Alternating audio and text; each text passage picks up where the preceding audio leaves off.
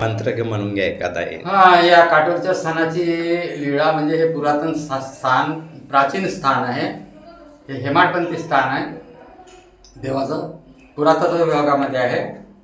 आणि इथे सार्वजनिक श्री चक्रधर स्वामी परमेश्वर अवतार जेव्हा इथे काटोलला आले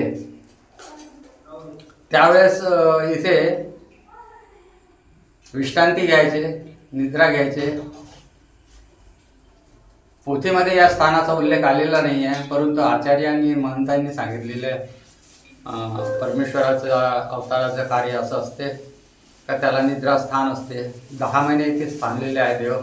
इथून भिक्षेला जायचे, भिक्षेला जाऊन गावामध्ये भिक्षा करायचे आणि तिथे नदीच्या स्थानावर, नदीकाठी एक स्थान आहे आरोगणा स्थान भोजन त्याचं, तिथं आरोगणा करायचे आणि परत इथं यायचे, विश्रांती करायचे, परत इथून भिक्षेला जायचे. असे 10 महिने त्यांचा क्रम होता. आणि ज्या दिवशी ती वैष्णवी विद्येचे स्वीकार करण्याची वेळ आली त्यावेळेस ते तिथे जे उधळीनाथ राजगुरू राहत होते राजाचे, तर ते देव त्या संबंधाने चाललेले होते, त्यांच्याकडून ती वैष्णवी विद्या स्वीकार करायची होती.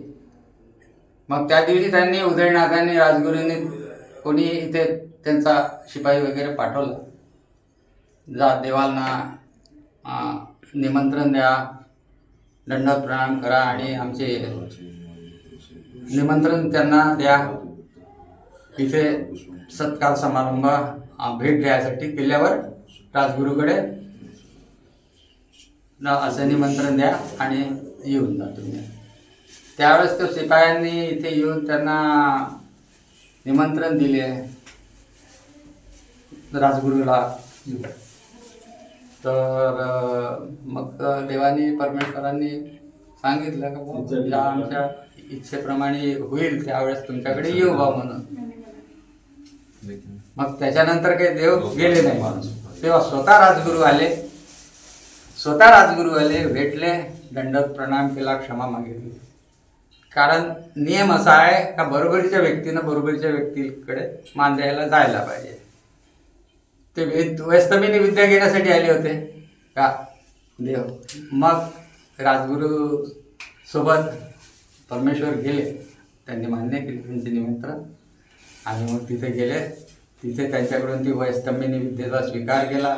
जे चक्रधर स्वामी चक्रपाणी महाराजाकडून त्यांची शिष्य होते ते, त्यांच्याकडून घेतलेली ती विद्या होती.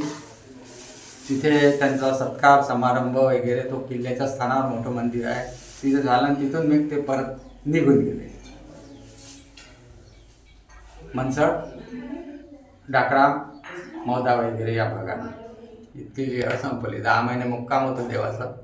हे विश्रांती स्थळ, निद्रास्थळ आहे देवाचं आणि पूर्वीचं स्थळ आहे. हे बांधकाम नवीन नाही आहे, जुनं आहे.